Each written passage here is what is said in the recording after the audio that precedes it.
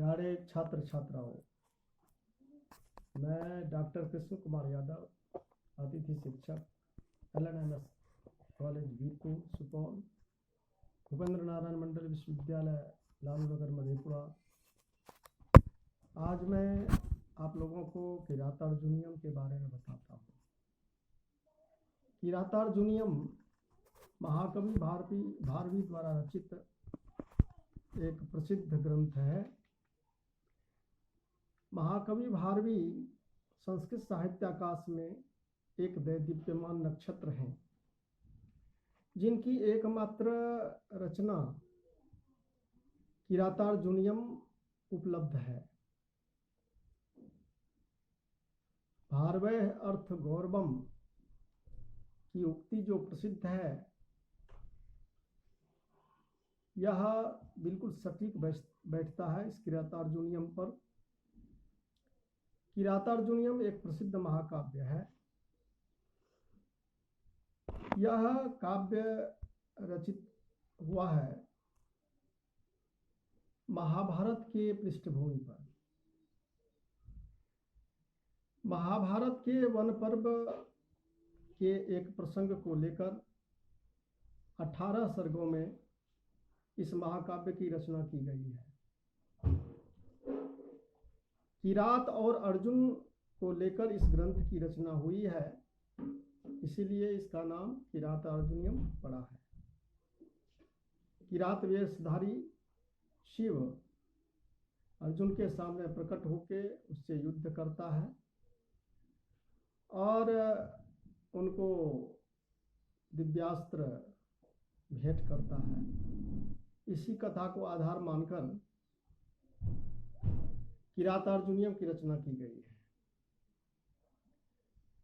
युधिष्ठिर जो गुप्तचर को भेजा है दुर्योधन के राजकाज की जानकारी के लिए, वह वनेचर गुप्तचर युधिष्ठिर के पास पहुंचता है जंगल में और फिर वहां की सारी बातें बताता है। इसका प्रथम श्लोक इस प्रकार है। श्रियः करुणाम अधिपस्य पारणिं प्रजासु वृत्तिं यमं युंक्ता वेदितुम सवर्णिलिंगी विदितः समाययो युधिष्ठिरं द्वैत वने वनेचरः। अर्थात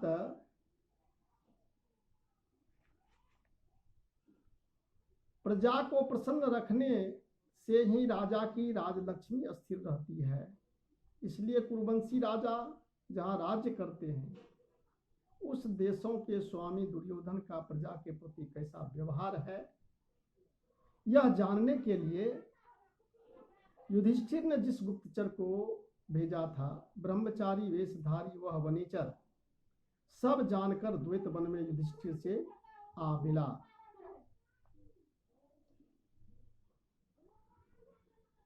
फिर दूसरा श्लोक है। कृत प्रणामस्य महिं महिभुजे जीतांग सपत्नेन निवेदिष्यतः नो विव्यथे तस्य मनोहि नो हि प्रियं प्रवक्तुम इच्छन्ति मृषा हितैषिणः। इस श्लोक में महाकवि भारवी कहते हैं कि वनेचर युधिष्ठिर को प्रणाम करते हुए कहता है। युधिष्ठिर को प्रणाम करने के बाद शत्रु द्वारा जीती हुई पृथ्वी का अर्थात दुर्योधन के उत्कर्ष का वर्णन उनके सामने करते हुए उस वनेचर के मन में किसी प्रकार का भय या चंचलता नहीं हुई, क्योंकि वास्तव में हित चाहने वाले व्यक्ति मीठी मीठी झूठी बातें कहकर किसी को धोखे में रखना नहीं चाहते। इसमें अमोढ़ आदि गुप्तचर के जो 4 गुण नीति वाक्य मृत बताए गए हैं, वे चारों इस पद्य के द्वारा उस वनेचर में कवि ने दिखाए हैं।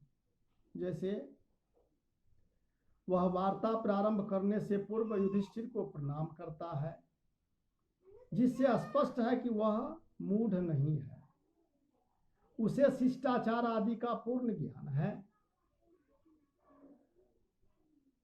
वह शत्रु द्वारा वर्णीकृत पृथ्वी का वर्णन करने वाला है, अतः जिस काम के लिए उसे भेजा गया था उसे पूर्ण करके लाया है, उसमें मंदता नहीं है। फिर अप्रिय निवेदन करने में उसे किंचित भी हिचक नहीं, अतः वह झूठ नहीं बोलता है, बिल्कुल सत्य सत्य वर्णन करता है। तर्क के द्वारा दूसरे के मर्म को समझ लेना, यह तो आगे इसके कथन से स्पष्ट ही हो जाएगा। आगे कहते हैं, वनेचर कहता है, द्विसांग विघाता विधातुम इच्छतो रहस्य अनुज्ञाम अधिगम्य भूभृतः सौष्ठवो दार्य विशेष शालिनी विनिश्चितार्थामिति वाचमाददे। कहने का अर्थ है कि एकांत में वह वनेचर शत्रु विनाश के उद्योग की इच्छा करते हुए विघाता है मतलब नाश करना, तो विनाश की इच्छा करते हुए राजा युधिष्ठिर की आज्ञा पाकर ललित युक्तिपूर्ण तथा निश्चित अर्थ वाली वाणी इस प्रकार कहने लगा। फिर आगे, क्रियासु युक्त नृप 4 चक्षुषो न वंचनीया प्रभो अनुजीवी भी अतो हर्षि क्षंतुम असाधु साधु वाहितं मनोहारी च दुर्लभं वचः। अर्थात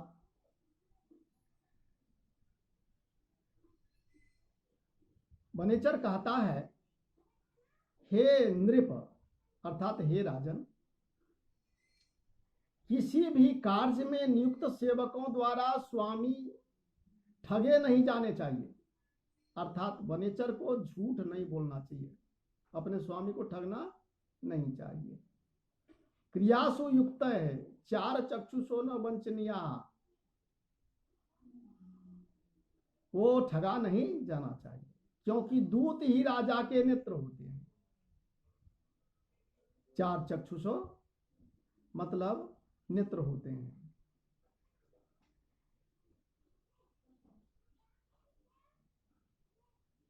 जैसे नेत्र से देखा हुआ प्रमाण होता है, वैसे राजा के लिए दूत का कथन भी प्रमाण होता है। अतः अच्छा या बुरा जो कुछ भी मैं कहूं उसे क्षमा करें, क्योंकि एक ही बात सुनने में अच्छा भी लगे और हितकारी भी हो, ऐसा कठिनता से मिलता है। हितं मनोहारी च दुर्लभं वचः, मतलब ऐसी वाणी दुर्लभ है जो हितकारी भी हो और मनोहारी भी हो, यानी मन को अच्छा भी लगे और हितकर भी हो। बहुत ही निगूढ़ बात वनेचर के द्वारा कहा गया है इसमें।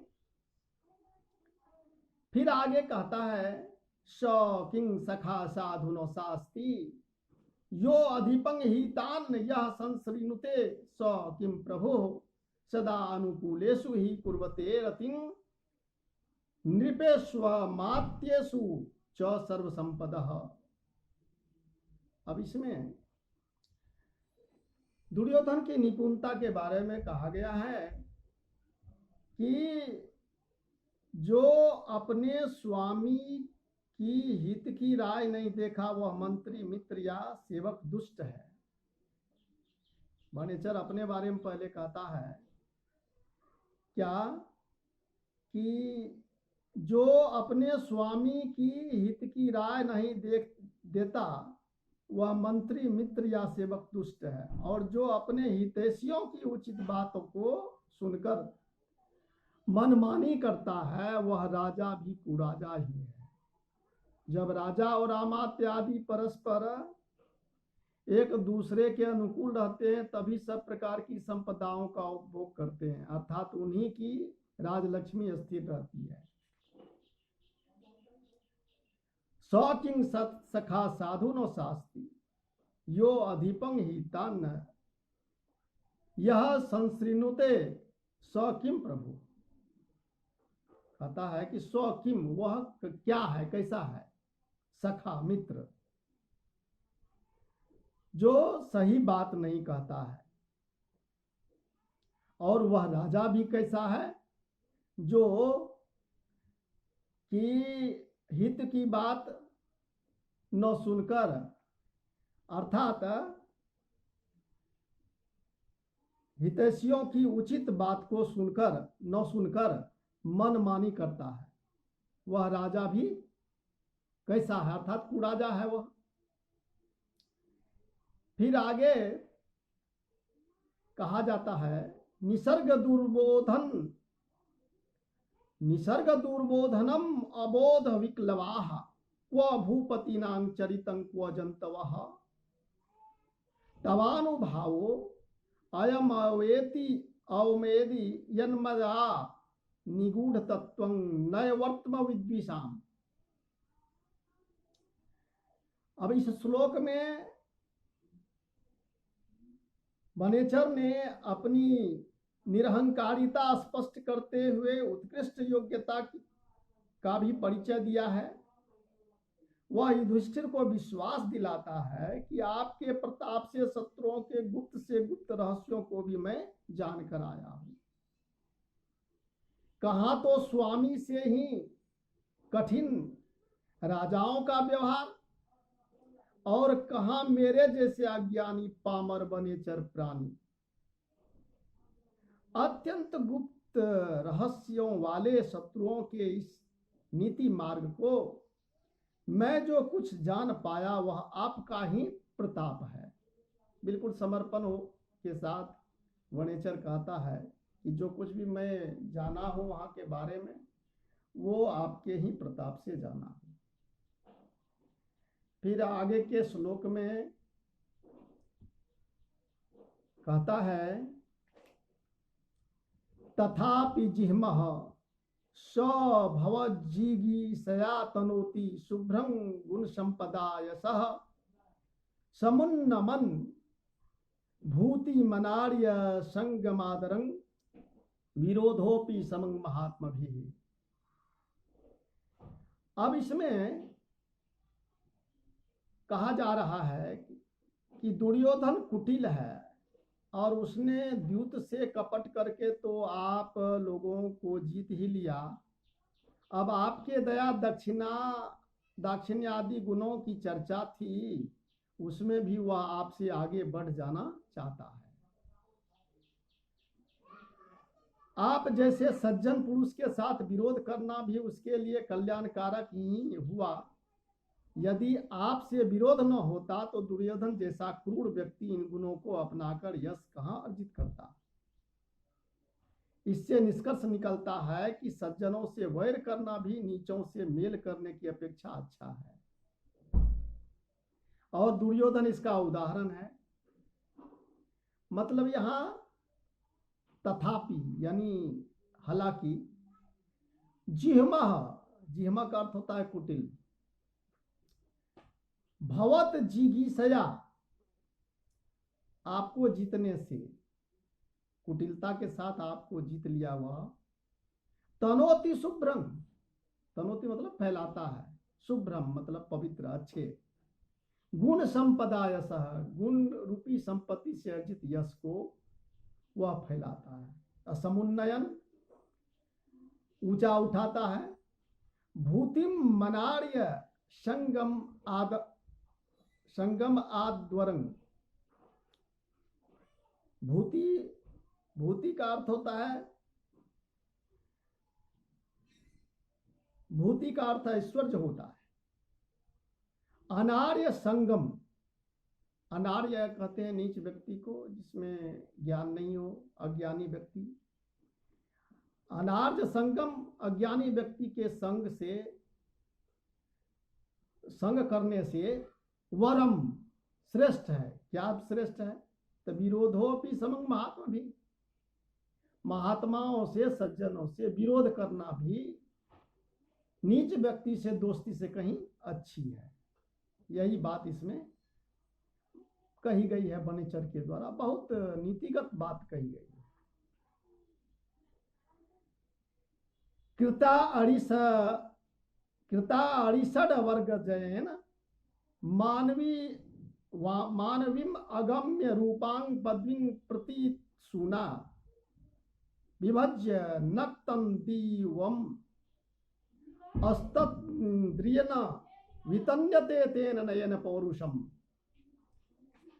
अर्थात इसमें कहा गया है कि कामादिक को जीत लिया है उसने। किसने? दुर्योधन ने। उसका आत्मबल बढ़ रहा है और वह विनीत होकर शासन कर रहा है। इस श्लोक का अर्थ यह है कि काम क्रोध आदि को जीतकर वह अत्यंत नम्र हो गया है। सामान्य जन जिसका अनुसरण नहीं कर सकते, उस मनु के उपदिष्ट मार्ग का अनुसरण करना चाहता है। वो आलस्य रहित होकर उसने कार्य का दिन और रात के लिए विभाग कर लिया।